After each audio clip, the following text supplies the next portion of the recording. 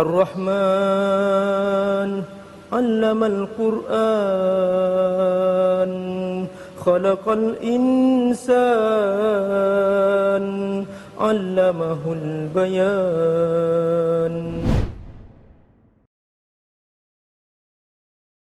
Jangan lupa donasi untuk keberlangsungan FAT-TV ini. Insya Allah semua yang Anda donasikan Allah akan mengganti dengan lipat ganda, karena di sini Anda beramal jariah. Ayo bergabung dalam dakwah FAT-TV. Semoga Allah berkahi. Ya, bismillahirrahmanirrahim.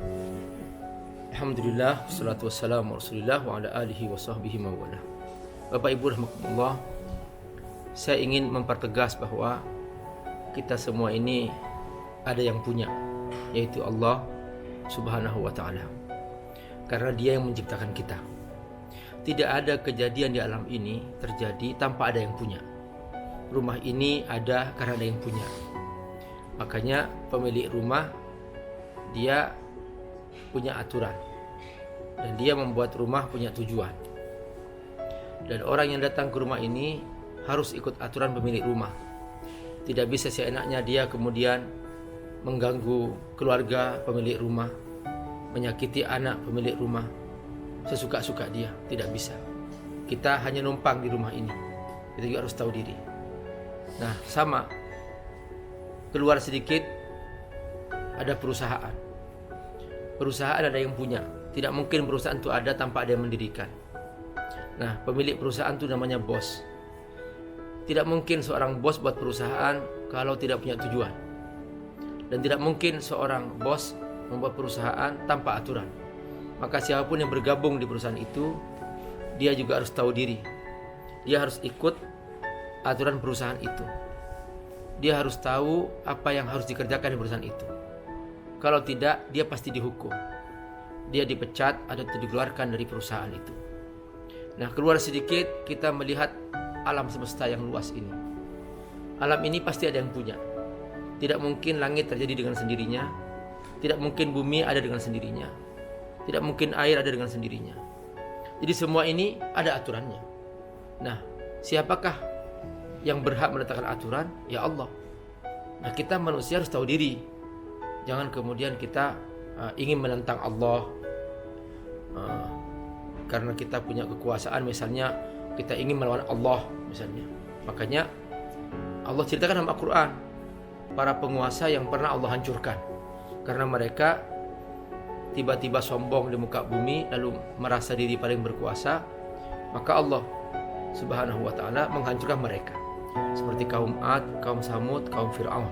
Allah hancurkan mereka karena mereka ingin hidup di muka bumi sesuka-suka dia. Nah, barakallahu, aturan Allah dibagi dua. Pertama, aturan ritual. Kedua, aturan sosial.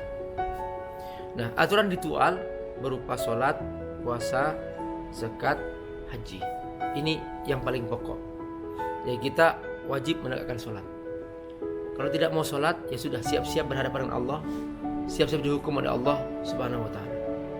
Puasa Ramadan juga demikian. Kita nggak mau puasa, ya siap-siap berhadapan dengan Allah. Seperti seorang pegawai ingin tawar menawar, dia mengatakan, bos, aku mau jadi pegawai Anda, tapi jangan atur aku ya. Aku akan datang kantor sesuka aku akan bekerja sesuka aku. Tentu bos akan marah dan bos akan menghukum dia. Nah, Bapak Ibu sama.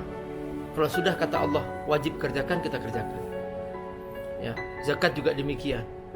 Zakat ini adalah hak fakir miskin yang wajib dipenuhi, karena Allah telah menitipkan sebagian dari hak mereka kepada orang-orang yang berkelebihan harta.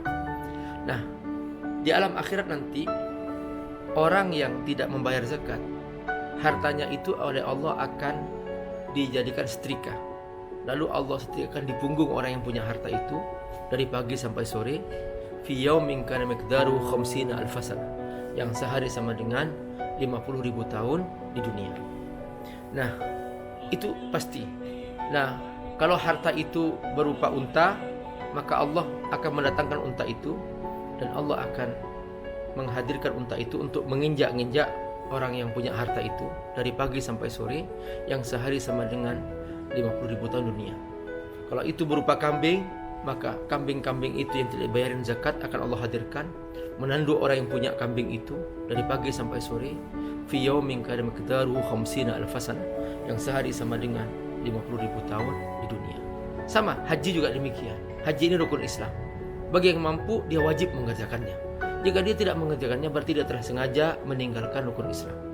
Nah, ini dari segi ritual. Segi sosial juga ada aturannya, yang itu hukumnya wajib seperti wajibnya sholat. Kita tidak boleh menipu, tidak boleh kita berbohong, tidak boleh kita menyakiti hati orang lain. Bahkan kita bertetangga saja, tidak boleh kita membuat sumur melebihi sumur tangga sehingga air sumur tangga pindah ke sumur kita. Kita harus tanya berapa dalam sumur yang Anda punya, ya aku akan bikin dalamnya yang sama. Tidak boleh kita bikin jendela yang mengintip rumah tetangga sehingga auratnya kelihatan dan seterusnya. Itu semua aturan-aturan disebut dalam Islam namanya hakus syuf'ah. Nah, itu aturan sosial. Di pasar tidak boleh kita berbohong, tidak boleh kita menipu orang lain dan sebagainya. Di politik juga seperti itu. Semua ada aturannya. Jangan sampai kita melanggar. Nah, makanya kata Allah dalam Al-Quran, udkhulu fis-silmi kafah. Masuklah Islam secara utuh. Maksudnya apa? Secara ritual dan secara sosial.